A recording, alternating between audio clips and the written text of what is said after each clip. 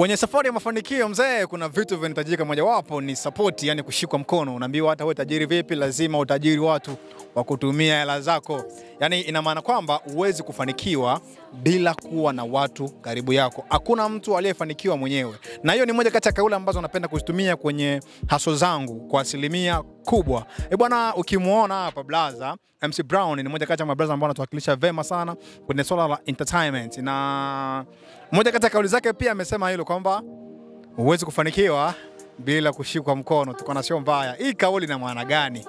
Kwa nini atuambie huwezi kufanikiwa bila kushikwa mkono blaza? Ni aje? Ase fresh, mambo vipi? MC kama MC. Yeah, tumekutana tena la Blue Vibe. Hapa tunawakilisha, tunafanya watu wawe positive na wawe na positive energy kila siku, na ndio maana mara kwa mara tunakutafuta ili tuweze kuishi. Ukisema kwamba huwezi kufanikiwa bila kushikwa mkono na watu wengine, ina maana gani kwako? Dunia leo inahitaji support. Maana watu tunategemeana. Naweza kuwa ni mlemavu wa mikono, lakini na miguu, lakini na akili na inafanya kazi. Utategemea akili yangu, utategemea miguu yangu ikusaidie. Kwa hiyo kwenye maisha watu wote duniani tunategemeana. Mimi nitakutegemea wewe, wote tunategemea mimi. Ndio maana hata matajiri wanategemea maskini wanunue bidhaa zao ili wao wapate faida. Unaelewa? Unaweza kuwa tajiri kama Mo tunawaona pale wanatengeneza bidhaa, anatoa sabuni. Lakini ategemea nini? Zile sabuni zinunua na nani? Sisi hawa. Unaelewa? Tusiponunua ana hela. Kwa hiyo ndio maana dunia ni support. Kusapotia ndio jambo la muhimu na la msingi. Inatokea mahali kuna mtu anahitaji support. Unaona kwamba yule mtu bana lazima tumsupport ili aweze kwenda pale ambako anatakiwa afike. Sawa, alafu kuna watu wengine huku wanakuwa wanashusha nguvu ile support, yani kama vile kuponda zile nguvu ambazo zinatumika kusupport yule mtu. Kwa kweli swala likitokea au ukikutana na situation kwenye maisha yako, wako na react vipi? Ni jambo la kusikitisha kwa sababu tunapokuwa hapa Kamili Nyarugusu sisi ni vijana, unaelewa? Na tunajitafuta. Kila mtu anajitafuta kwa engo zake. Na tunahitaji tusupportiane, tushikane mkono ili kila mtu angalau afike katika level ambayo anayoitaka. Kwa hiyo unapoanza kuvunjana mioyo, kukatishana tamaa, ile hairudishi tu nyuma ule mtu unayemkatisha tamaa, lakini inarudisha nyuma tasnia nzima ya kile kitu unachokivunja. Unaelewa? Kwa hiyo sio sawa. Na mimi huwa niuma napoona kijana mwenzangu anamvunja moyo kijana mwingine, ile huwa niuma kwa sababu hauvunji tu, bali unavunja tasnia nzima. Yeah. Hebu tuende upande wa tasnia ya muziki, hususan tuzungumzie muziki hapa nyumbani. Kuna namna fulani hivi Nyagomena ametupeleka mahali kwa sababu tumezoea wasanii, sio tu wasanii, hata wachezaji pia wanaotoka hapa na kwenda huko nje na kupata nafasi kwenye baadhi ya timu au baadhi ya sehemu au baadhi ya majukwaa, kupata nafasi kubwa. Mara nyingi wanakuwa watu ambao wanajificha sana, anajificha uraia wake, asijulikane ni nani. Lakini Nyagomena ni mtu mmoja ambaye amesema kwamba mimi ni Mkongomani kabisa, naishi kambini, mkimbizi. Sawa. Baba na mama wametoka Kongo, wamekimbia vita hapa. Ile kitu imemfanya kuwa wazi na kila anapokwenda lile swala linakuwa liko very clear. Unahisi ile ni njia mojawapo ya kufanya watu tuweze kufikia pale ambako labda Nyago amefikia? Yes, kwanza nikueleweshe kitu kimoja. Unapozungumza neno mkimbizi au watu wakimbizi waliofanya mambo makubwa duniani ni watu wengi sana, naweza kutajia. Mkimbizi wa kwanza kufanya mambo makubwa duniani ni Yesu Kristo. Yes. Unasikia? Alikuwa mkimbizi, alitoka kule kwao Israeli. Baada ya kutafuta kama watoto wote atakiwa wawawe, akakimbilia Misri. Akawa mkimbizi Misri. Je, kuna mtu mwenye historia kubwa kuzidi Yesu dunia hii? Unaelewa? Kwa mbili tunaenda uje majoze huyo. Kuna mwingine hapa. Kuna William ambaye alitoka Ghana, akawa mkimbizi kwenye kambi ya wakimbizi, akaenda huko, sasa hivi ni mchezaji mkubwa Bayern Munich. Unaelewa? Kuna watu kina Elon Musk, ni mtu ametoka South Africa.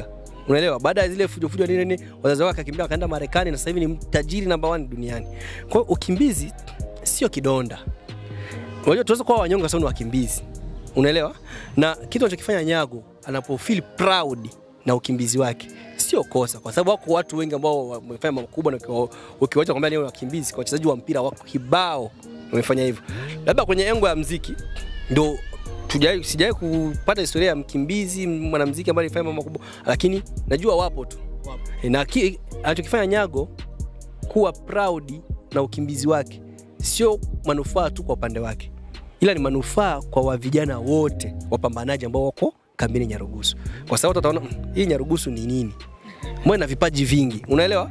Kesho watatamani, mbona kuna madirector wakali huko, alafu hawajasoma, alafu wanafanya hivi. Kuna maproducer wakali, unaona hicho kitu? Kwa maana yeye kusema kwake yeye ni mkimbizi na kazi anazozifanya amezifanyia kamili Nyarugusu, producer wa Nyarugusu, director Nyarugusu, anawafungulia milango wale watu, unaelewa? Kwa sio tu kwa wengo wa muziki, lakini hata kwenye engo ya vipaji vingine vyote inawapatia fursa watu, wawekezaji, masponsor, watu kuwekea mambo, kuweka jicho Nyarugusu. Kuna Nyarugusu wa vijana wana nini? Ngoja tukawaone. Kwa hiyo inaweza kuwa fursa kwetu. Yeah. Moja kati ya exclusive ambazo nilizipata huko mtandaoni, hususan kwenye chimbo jipya la YouTube, ni kuna host mmoja kwenye television fulani hivi alizungumzia baadhi ya vitu ambavyo vinatokea hapa nyumbani. Alafu mimi nikawa niko proud sana. Kwa watu wanatufuatilia hawa. Sawa, kuna swala moja hapa lilitokea juzi pale, vijana wa Beidou walikuwa na iPhone party. Mshikaji kaizungumzia iPhone party. Ukichana hapo kuna baadhi ya wasanii wametajwa pale, Kizoboy, sijui Dick Real, sijui watu ambao wanafuatilia sanaa ya hapa nyumbani. Ameangalia pia media za hapa, Global Vibe imezungumzika pale. Lile swala kuona kwamba watu huko wanatufuatilia huko, kama vile MC Brown ambaye wewe ni mmoja kati ya mabraza ambao unafanya Tanzania hapa nyumbani endelee kukua kwa ushauri wako. Kila kitu wewe ulifeel vipi baada ya kukisikia au baada ya kukiona? Kwanza mimi nilifeel proud. Nilijisikia furaha na kuona kwamba of course watu tupongeze, kwa sababu hayo tasingejulikana bila Nyago kufikia pale. Tuseme kweli, unajua mitandao ya kijamii imekuja, watu wakawa wamepoa fulani, lakini Nyago yeye alifanya, kwanza alifanya TikTok, akajigamba, kujivuna, kinua kile anajivuna. Kwa hiyo likafanya watu waanze kufuatilia. Kwa uwepo wake pale ulifanyisha vijana wengi wanaanza kufuatiliwa hapa. Kuna huyo umesema iPhone party imefuatiliwa na watu wakubwa. Kuna madensa hapa. Kuna dogo afande piano hiyo. Ukiangalia sasa hivi ameenda mbali. Kwa sababu ya nini? Yote ni kwa sababu kwamba watu wanaanza kuwekea jicho. Kwa lazima tu feel proud, lakini pia tuichukue kama fursa sasa. Tusibweteke. Inatakiwa sasa kila kijana ambaye ana kipaji chake, kila kijana ambaye ana idea yake, aipushi sasa kwa nguvu. Sasa tayari tushapata njia. Unaelewa? Ya tunayo. Tunatamba nayo. Tusibweteke sasa. Natakiwa ni fursa sasa hii tushapata. Sio, unaelewa? Kwa hiyo fursa tuitumie vizuri. Kila mtu mwenye kipaji chake, mwenye idea yake aitoe, aweze kufanya tasnia na vipaji vyetu viweze kufika mbali. Hicho ndio kitu tunachokitaka. Okay. Yeah. Moja kati ya mambo ambayo yanajeka on trending now ni kwamba watu wengi wanaanza kuzungumzia negative place kwenye utoboaji wa Nyago au kwenye safari yake ya muziki. Kwa sababu unajua hata ukifanikiwa vipi, hata ukiwa mzuri vipi, lazima kuna watu watakutoa ubaya. Sawa? Tukiangalia kuna masista wetu ambao tumejaribu sana kuona TikTok, kuna huyo Kongo Queen yupo pale, kuna Mangi wa Kempo, ni wengi sana. Ya, na baadhi ya hao watu wanaanza kuzungumzia engo negative kwa maisha ya Nyago, kwamba dogo kafeli, anajigamba, anajifanya sijui iko vipi, nini na nini, kama vile mtu ambaye unauelewa na sanaa ya hapa nyumbani. Sawa? Unahisi kile kitu ambacho anakifanya kitatufanya tufike kule ambako tunaenda au kinaturudisha nyuma? Kwanza mimi ningeweza kutoa tu ujumbe wa moja kwa moja kwa Mange wa Kempo. Nimejaribu kumueleza kwamba watu wanza wajue kwamba Nyago ni msanii. Unaelewa? Yule ni msanii wa muziki. Yule sio mchungaji. Sio mwimba kwaya. Sio pastor. Yule ni msanii. Na msanii ana karakta zake. Kuanzia vibe ya kuongea, kuanzia style ya kuongea, kuna ile lifestyle ya kawaida. Yaani msanii lazima awe na vibe zake. Tunaona kwa kila Wizkid, kwa kila Diamond, kwa kila Chris Brown, tunaona rudia nzima. Na private jet lazima tuposti. Unaona hicho channel lazima tu. Hiyo ndo usanii. Simu lazima tuposti. Kwa lazima uelewe hicho kitu. Lakini pia Nyago amepata fursa kufika pale. Pale ni sehemu chache, ni nafasi ndogo ambayo watu wengi wanaitafuta. Na mtu unapopata nafasi lazima uitumie fursa. Unaona? Wasioelewa anachofanya Nyago pale anatafuta apate nafasi, angalau hata na kibali cha kuruhusu yeye afanye kazi. Unajua sisi ni wakimbizi. Tuna limit. Tuna limit yetu. Kwa ili mtu uwe unlimited, yani usiwe na limit, ni lazima utafute njia ya kujitetea. Na anachojitetea iko sahihi. Ufuzi mtu anakuambia mimi nimezaliwa Nyarugusu. Ukimuuliza masuala ya Kongo vita likimbiaje, atakwambia nini? Wewe umezaliwa Nyarugusu, haya Kongo likimbia nini? Mimi kweli sijui, yani hata sijawahi kufika. Kwa hiyo utakwambia ni mkimbizi. Nini maana ya mkimbizi? Kwa watu wanamponda Nyago kwa kusema kwamba yeye alikataa, yeye sio mkimbizi, yeye hajakimbia vita. Yuko sahihi, yeye amezaliwa Nyarugusu. Hata ninukuu maneno yake. Moja kati ya maneno Nyago amesema kwamba bana, mimi Mimi nasema sio mkimbizi kabisa. Kwa sababu gani? Mimi sijakimbia, ila wazazi wangu ndo walikimbia, sawa? Na kwenye zile pilika za ukimbizi ndo mimi nikapatikana. Nimezaliwa Tanzania na ndugu ya Tanzania, kwa mimi cheti cha kuzaliwa Tanzania ninacho pia, sawa? Hiyo ni moja kati ya kauli ambayo Nyago ametumia. Sasa baadhi ya watu wakawa na comment negative kwamba kama yeye sio mkimbizi ni nani? Sawa? Kama yeye sio mkimbizi ni nani? Sasa hiyo ndo tunataka utuweke wazi hapo kulingana na hiyo kauli ya Nyago. Ukimbizi kwa direct issue ni wa aina mbili. Kuna ukimbizi wa mtu anaikimbia. Unajua unaposema neno ukimbizi ni kukimbia vita, njaa, aidha maradhi kwa kutafuta usalama kwa sehemu tofauti na pale ulipokuwa unaishi. Lakini pia kuna ile kitu cha kurisi. Unaelewa? Let's say asilimia kubwa ya wakimbizi waliopo Nyarugusu wamekimbia vita 96. Unaelewa? Lakini ukiangalia asilimia kubwa ya vijana wengi ambao wako Nyarugusu wamezaliwa miaka 2000 kupandisha. Huyo alijua vita, alikimbia. Hata bisu haijui. Ina maana yeye ni ukimbizi wa kuri. Ndio maana hata Nyago alikwambia yeye ni mkimbizi wa kurisi. Ndio maana yeye amerisi ukimbizi kutoka baba yake na mama yake, ndio walikimbia vita. Yeye hakukimbia. Ukimuuliza swala vita yeye hayajui. Kwa hiyo muulize mambo ya Nyarugusu iko vipi, Nyarugusu wanapokeaje? Hayo ndio mambo anayaelewa. Kwa hiyo ukimwambia mambo ya Kongo kwa vipi, hapa juu hajawahi kufika. Unaelewa hicho kitu? Kwa hiyo lazima yeye hajasema kivibaya, yuko vizuri kabisa. Mimi napisha kwa sababu anasema ukweli wake. Ni mbaya unapodanganya. Ukidanganya utakuja kukwama ukikuuliza maswali mbele. Tazama mimi ni mkimbizi. Mtu anakuja kuuliza sasa kama ulikimbia vipi Kongo, vita ilikuwaje? Wewe umezanya Nyarugusu, mtu akwambia vita ilikuwaje? Walikuwa na watu, utakwama njiani. Unaonekana muongo. Ili usionekane muongo, sema kweli bwana, mimi nimezaliwa Nyarugusu. Hana ubaya. Nimerisi ukimbizi, maana ukimbizi wake ni wa kurisi. Yeah. Sasa kwa wale watu ambao wanaponda hizo kauli zake, unaona kitu gani cha kuambia? Mimi ambacho nakielewa kwamba wanaoponda hiyo kauli ni uelewa mdogo tu. Yaani ni watu ambao wanauelewa mdogo. Na ni little mindset. Na kabisa yani 100% wanauelewa mdogo wa kile alichokiongea yeye.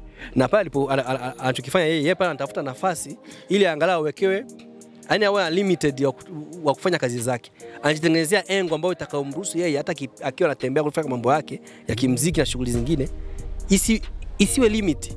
Unaelewa? Ili ajitanue vizuri na azidi kuwa proud na sisi. Na anachokifanya yeye anatusaidia sisi. Mimi naweza kuambia vijana wote tumsupport Nyago kwa sababu gani? Kila anachokifanya anatufungulia njia sisi wote, anatufungulia njia vijana wapambanaji, vijana watafutaji. Kesho utasikia bwana wao vijana wote mwenye kipaji tunatoa kibali hiki, unakuwa free kufanya kazi. Itakuwa ni faida yake peke yake. Sote kabisa tunaondoka nalo. Wewe alobo vibe uko hapo unapewa. Mimi hapa hivi kibali. Unapewa kibali unatoka hapa unaenda kufanya interview Kigoma free, hakuna immigration njiani. Kaka naondoka nayo hiyo. Unaelewa hicho kitu. Kwa hiyo anachokifanya yeye anatafuta engo ambayo itakayotusaidia sisi wote. Kwa hiyo akisaidiwa nitakuwa ni engo ya vijana wote. Tuna wachezaji wa mpira huko. Unaelewa hicho kitu? Paji vipo kabisa. Akitoka kwa anatusua, unaona? Inakuwa ni nafasi ambayo tunajitengenezea. Kwa hiyo tumsupport, tusimponde, hajaongea vibaya. Kila anachokifanya ni kitu kizuri na lazima tumsupport na tuheshimu kila anachokifanya. Maana sio rahisi. Ukiona kama ni jambo rahisi, kuna watu wengi ambao wana hela, wana wadhamini wakubwa wenye hela zao huko nje. Lakini kufanya kila ambapo kufika pale ambapo yeye yupo sio jambo rahisi bro. Unaona sana ambao tulikuwa nao na walifanya vizuri kwa namna yao kipindi hicho, na walikuwa na support kubwa hadi wakahama makazi nini, wakanunua magari, wakajenga majumba. Lakini mpaka leo tuko nao. Yes. Unahisi wao walifelia wapi na Nyago amefaulu wapi? Kwanza niseme maisha ni bahati tu ya Mungu. Unajua Mungu akishakupangia hiki ni hiki, hajalishi upite njia gani. Mimi nimeona kuna baadhi ya wasanii wakubwa ambao sisi tulikuwa tunawaheshimu na wana heshima zao. Unajua msanii kama Diki ni msanii ambaye ana heshima yake. Na hawa kama kina Nyago ni wadogo, ni kama wadogo zao. Lakini unaona msanii mkubwa kama Diki na ukubwa wako na miaka ulionayo, unaingia kwenye interview unaponda jitihada ya msanii mdogo kama Nyago. Hiyo sio fair, sio sawa. Kwa sababu gani? Yeye mwenyewe ameshindwa. Unaelewa? Hii tasnia mimi nakwambia yeye ameenda kufanya tour, amefika hajafanya tour, alienda Wasafi pale. Ingia hata kwenye platform zote, tafuta kama utakuta interview yoyote ile ya Diki ambayo utaiona. Ushawahi kuiona? Siwezi kulizungumzia hilo kaka. Mimi ndo nakuuliza wewe. Lakini angalia Nyago anachokifanya. Naonaga tu clip nini? Clip kwa yeye tena na post. Hata na clip uliona clip kwenye page za Wasafi. Clip unaziona kwenye page yake yeye. Ushakuona kwa page za Wasafi. Lakini wewe unashukuru kwa Nyago, uende Crown unakuta pale ameweka SNS, EFM, Cloud, media zote kubwa unazozifahamu. Na hivi kuna big wengine inakuja hapo. Unaelewa? Kuna nyingine interview inakuja hapa BBC. Hii ni kama exclusive nakwambia. Kwa hiyo kwa kila kitu ni hatua. Kwa hiyo lazima mtu anapopiga hatua kubwa tuheshimu. Dogo anapokuambia zile ndoto zake anazozifanya, mmoja ameweza kutimia, alikwambia one day atafanya interview Wasafi TV na kweli tumemwona. Hicho kitu Kwa hiyo tunasubiri interview ya BBC. Sisi tumalize Na collab ya Banabo. Tunakuwa tumemaliza ndoto zake alizozisema.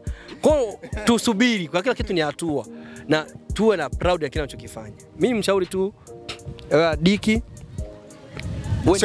Sio Diki tu na watu wengine ambao wanalongelea negative yango. Unajua mimi nasema Diki zaidi kwa sababu Diki ndio mkubwa, ni kama kiongozi hapa.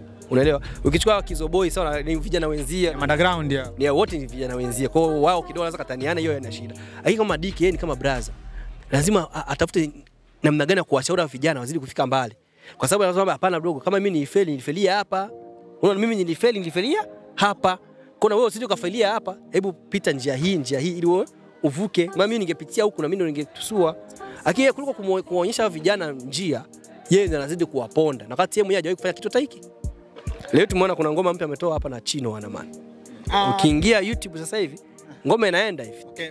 Ile tutalizungumzia. Ndio. Unaelewa hicho kitu? Sasa yeye kafanya vipi? Alitoa nyimbo na H Baba. Alifanya ngoma na H Baba, akafanya ngoma na Best Naso. Uliiona wapi? Kwa H Baba mwenyewe uliona wapi? Best Naso mwenyewe unaona alizungumzia wapi? Unaona? Akili leo unakuja kuona anamtukana H Baba eti kwamba H Baba sio msanii tena ni chawa sijui nini. What the fuck? Watu wakubwa bro. Watu wakubwa nchi hii wanamheshimu H Baba. Wewe nani? Kwa sababu wewe hata kwenye muziki hapa haupo kwenye hata nafasi yoyote ile.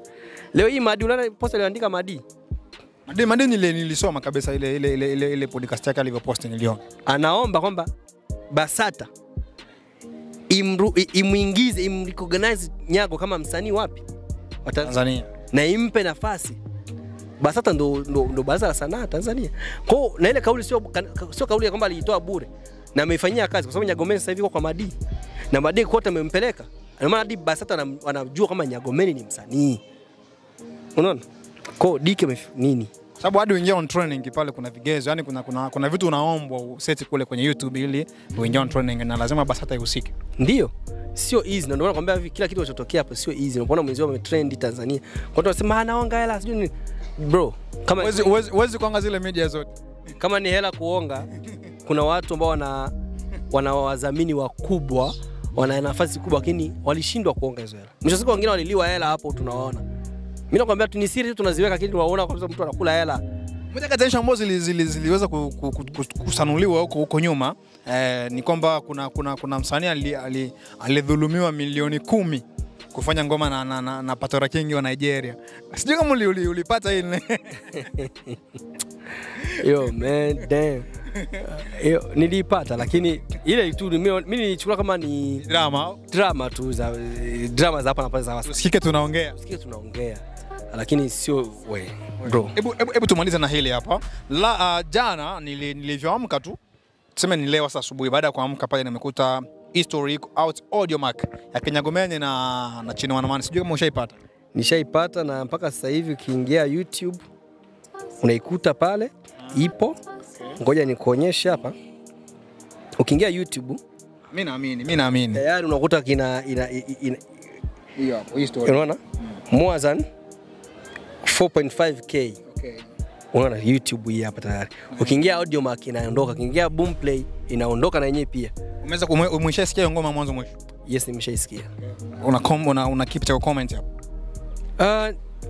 Ni big up tu. Naongera kwa kazi uliyofanya lakini pia unajua Chino Wanamani amekuwa ni mtu mwenye moyo wa upendo. Ameshika vijana wengi tunawaona hapa hivi karibuni. Ndani ya muda mfupi amechukua Udogo Sergeant. Unaona? Amefanya collab na Belami. Hakuja fanya collab na Nyagomeni. Hao wote ni mandagano anachukua, okay?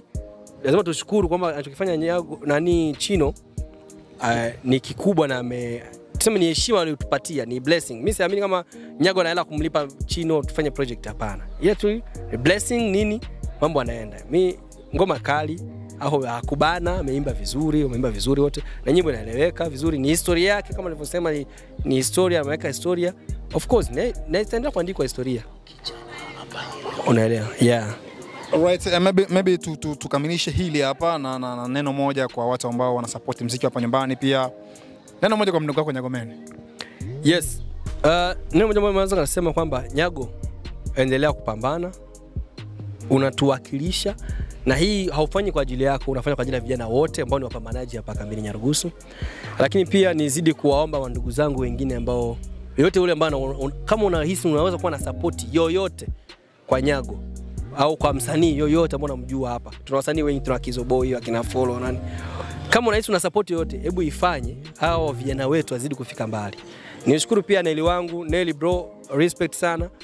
Yes, una support sana vijana, una support sana sio tu kwa hela au kwa nini, lakini pia yale mawazo unayoyatoa yanawajenga wasanii wetu, wanazidi kufocus na kazi zao, wanatoa quality ya ngoma na sisi tunaona. Kwa hiyo kitu tunachokifanya tunahitaji vijana wengi wenye nafasi, wenye vipaji wazidi kufika hapa kufika Nyago, na Nyago azidi kuinua vijana wengine. Of course tunashukuru kwa hilo. Yes. Asante sana kwa time yako kaka. Asante sana pia, asante sana Robo Vibe. Hii ni ya kwetu sote. Fahari yetu. Hii ni fahari ya watu wote. Tunakiwasha. Tutawasha sana. Bana, tumewasha switch kutoka Robo Vibe mwanzo Mwenga, na hivi hapa tunafika tamati. Kwa tunaelekea kuzima switch. Mimi ni msanuaji, umeweza kumsikia MC Brown A to Z alichokuambia, ushauri wake umeweza kusikiliza. Kikubwa ni kuzingatia mzee. Let's push Nyaru Flavor tufika international kama alivyosema Nyago. Dreams ni kwenda international. Ndoto ya kwanza ilikuwa ni Wasafi TV, tushamaliza. Hapa tunatafuta BBC, tunamtafuta Bana Boy, tunatafuta BT, alafu tunakamilisha kama hivyo, yani tunafunga kimangoto. Wale ambao wanabwabwaje kuponda muziki hapa nyumbani, kuponda support ambao watu wanaitoa kwa ajili ya muziki hapa nyumbani. Mimi naomba tumbadilishe, mkae kwenye positive angle ili tuondoke wote sawa. Mimi Mtawa nafunga hili hapa. Ciao.